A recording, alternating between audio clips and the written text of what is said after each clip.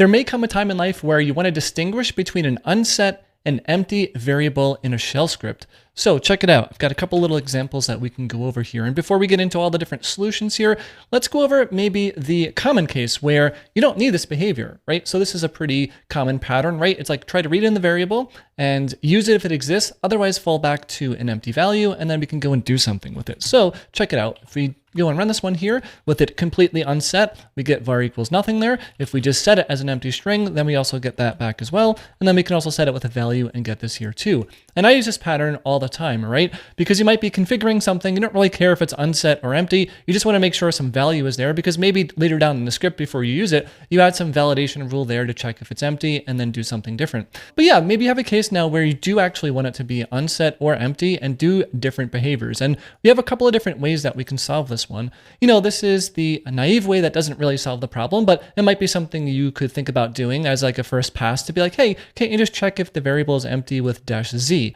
So we can go and take a look here at what the outputs are for this one. So here you can see it is unset, and then we're going to set it to an empty variable, and we're going to get the same value there. And then we can also set it here, just override the variable, whatever.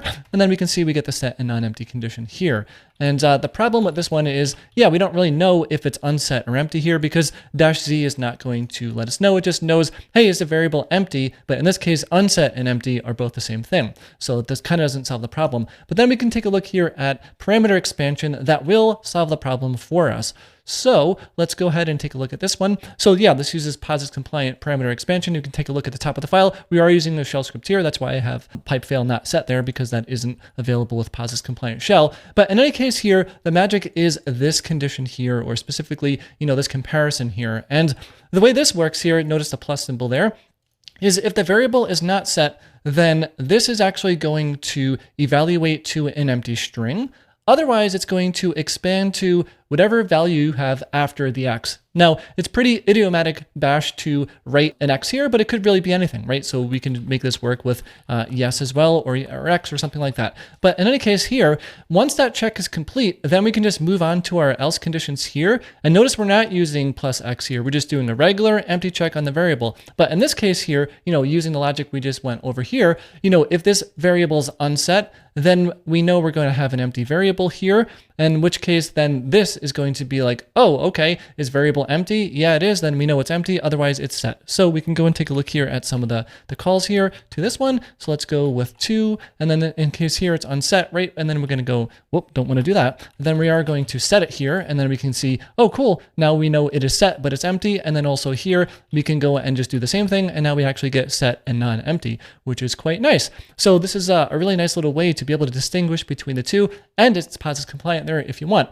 Now, there is a second way to write this one. Maybe it's a little bit easier to understand mentally, I guess, just breaking down the conditions in different ways. But, you know, this is functionally equivalent to the same exact one that we saw a second ago. So if you run this one here, you know, the B version of this one, then yeah, we're going to have unset, and I'll go over it in a sec. And then we have set here, and then boom, there we go. It's empty. And then we're going to go and set it now. And then, yep, we're going to get the value. So in this case here, maybe it's a little easier to parse because it's like, okay, we have a case condition here on this evaluation. You know, here is the case where it's empty. And then we know, oh, okay, so this type of check is going to make it unset here when it's empty. Otherwise, we have X there. And now it's like completely separate condition. Oh, is that, you know, happens to be empty. Then we know it's empty. Otherwise, it's going to be this. You can also flip this with -n instead, and then put the conditions in different spots here. And that's going to do functionally the equivalent thing here. You know, it depends on what you're doing in your script. Right here, it's like, oh, we know it's set and empty. Otherwise, it must be empty. I left it the other way around just because, you know, in this case here, it makes a little more sense, I guess, to go from top to bottom. It's like possibly unset, then it's empty, then we have a value.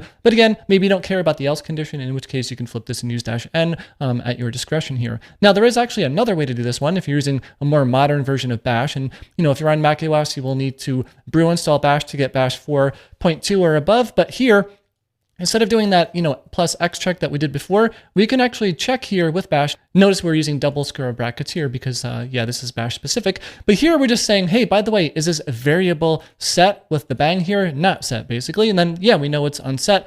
Otherwise, we just do our regular check here on, is it Z empty or not empty? So in that case here, we can run this one, which is going to be our third version. And then there you can see it's unset. And then here we can go with this one, and then it's empty. And then lastly, we can go here again, and then we can just run it again, and we see it's set and non-empty. So yeah, this uses Bash's built-in variable existence check, instead of using parameter expansion. Now, if you're using Bash 4.2 features in your script, then you may want to reach to use this one instead, because maybe it's a little bit more straightforward in what's happening. This one isn't quite trickery, but it is, a little bit harder to understand if you don't know what's going on. At least this one, you can almost guess like, okay, V variable, is it onset or set? Because there are other things where you can do -Z or -F for a file or D for a directory. There's plenty of tests that you can do there, and this is just one more for variables. So, if I were writing a modern shell script that does require, Bash 4.2 or above, or some, shell that's compatible with that, then I would use this here. Otherwise, I would definitely use this one here because,